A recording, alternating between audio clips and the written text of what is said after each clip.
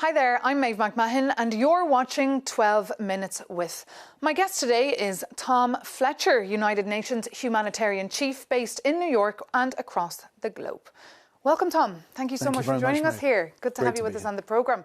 So look, the war in Iran, it's entering its third week now, but nobody seems to be stopping it. Where is the UN here?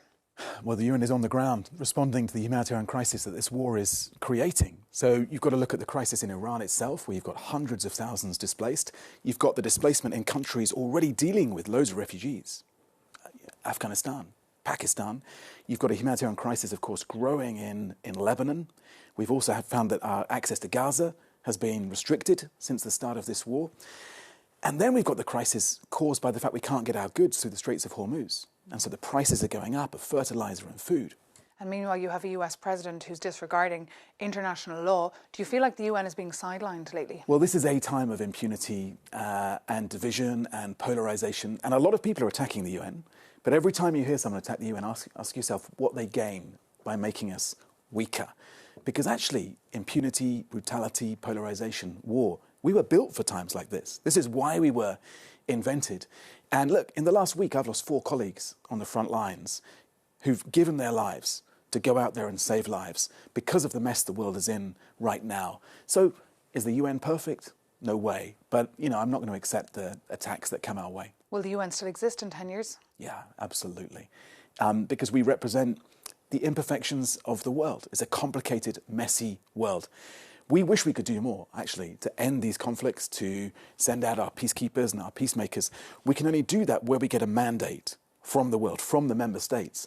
And right now, the member states are in this kind of transactional, muscular, geopolitical moment where they're pulling apart rather than pulling together.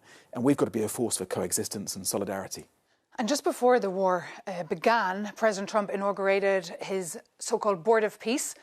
Did he get bored of peace very soon? Well, I mean, we look forward to hearing more from the Board of Peace about how they're ending a number of conflicts, apparently, around the world right now.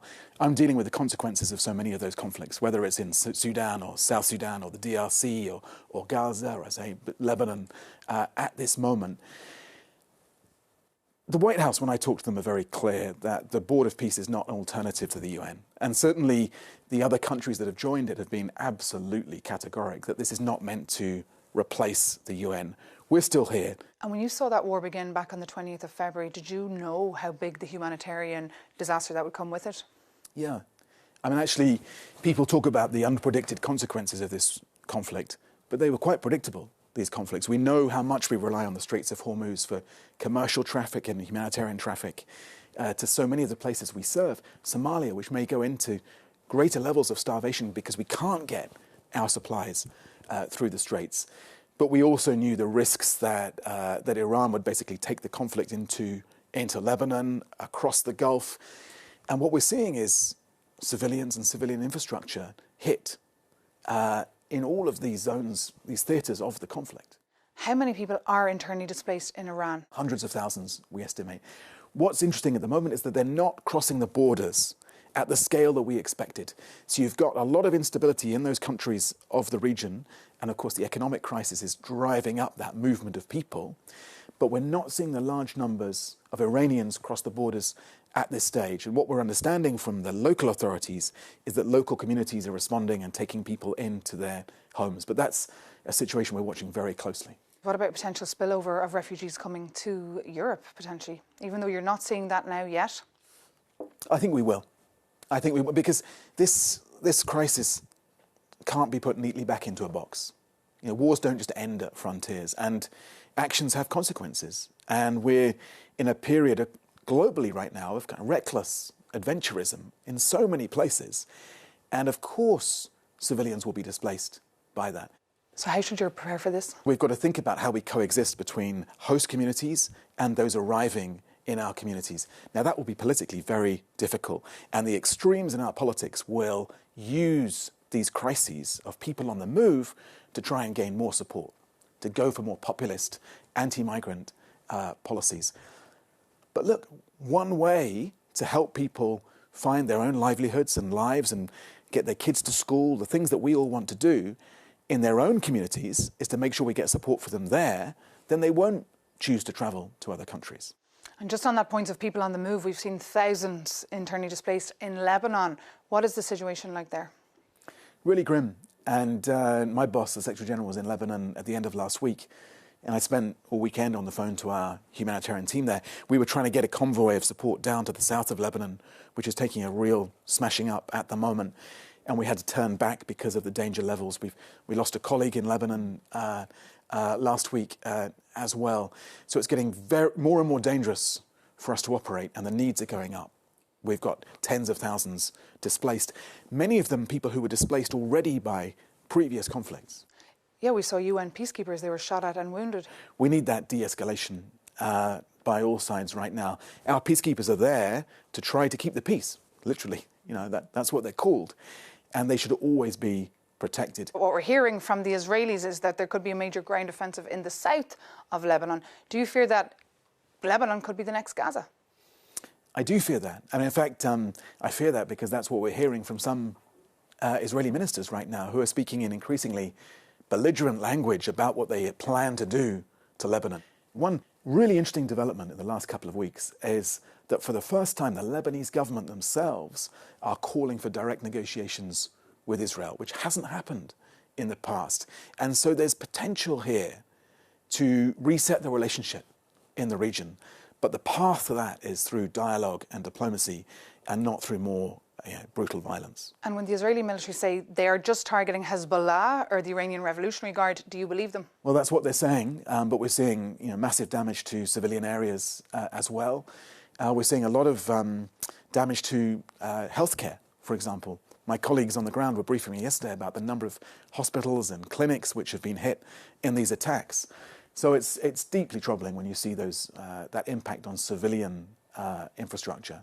And as I say, schools, hospitals, these should be the first things that we're protecting in conflict. And from your context there on the ground, where are people moving towards? So many are moving up into Beirut.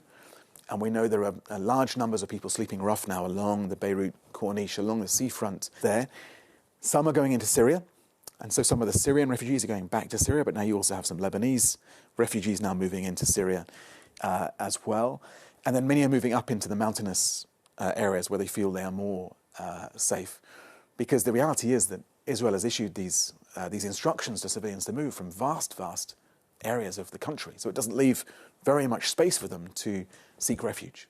You're in Brussels this week. What is the role of the European Union here? And fill us in on your talks with Kaja Kallas and others. So the EU is one of our most principled, reliable donors of humanitarian aid. And this year, we're looking to save 87 million lives globally.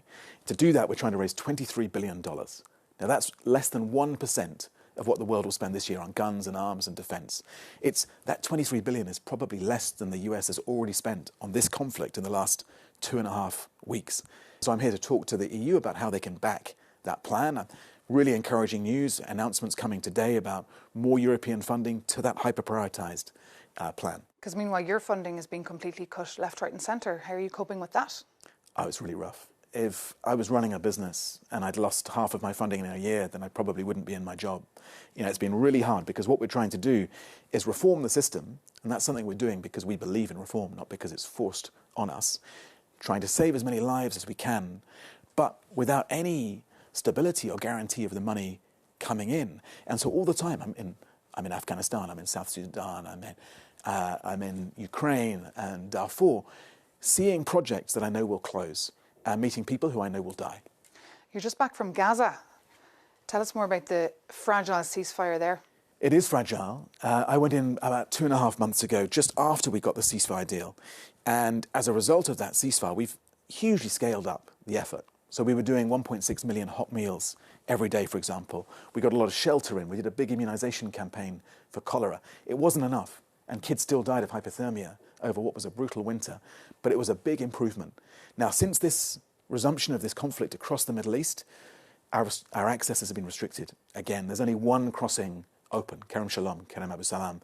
So that means we get fewer trucks in, less aid, less food, less medicine, less water, less shelter. And tell us about Hamas's disarmament plans. Is that actually working? I think it was moving in the right direction. And we were seeing the appointment of a technocratic committee who were planning to go into Gaza and start to really run Gaza on that technocratic basis. But my concern at the moment is that that's all delayed by that wider escalation in the Middle East. We need to get back towards the two-state solution, and we need Israeli and Palestinian leadership that's committed to security, justice and opportunity for Palestinians and Israelis. What about the situation in the West Bank? Did you visit the West Bank? We saw this week a family of 6 Palestinians went out for the day and only 2 came home. I worry that this is one of the other issues that's slipping down the agenda while we're all thinking about Iran, the Straits of Hormuz and so on. You have very deliberate attacks from extremist settler groups at the moment against civilians across the West Bank. So we need the world to pay much more attention to what's going on there and to call for protection of civilians and accountability for those carrying out the attacks. And just a final reflection, perhaps. Do you have any hope for the Middle East? I have to have hope. A famous peacemaker, George Mitchell, said diplomacy is 799 days of failure and 1 day of success.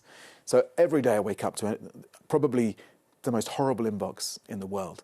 And my colleagues are going out there risking their lives every day to save lives. But I get to meet the civilians that we support across the Middle East. I get to hear their stories. I get to meet people who are surviving because of that humanitarian support. And that has to bring you hope. And ultimately, I'm an optimist about humans. I think we have these 2 competing instincts. One, to fight for resource, and we're doing a lot of that right now. And those people are shouting pretty loudly. But another more important one, which is to work together as communities for that resource. And I believe ultimately that is the more powerful instinct that we have. And as long as I believe that, then I'll have hope. Thank you so much, Tom Fletcher, for being with us here on Euronews. Thank you.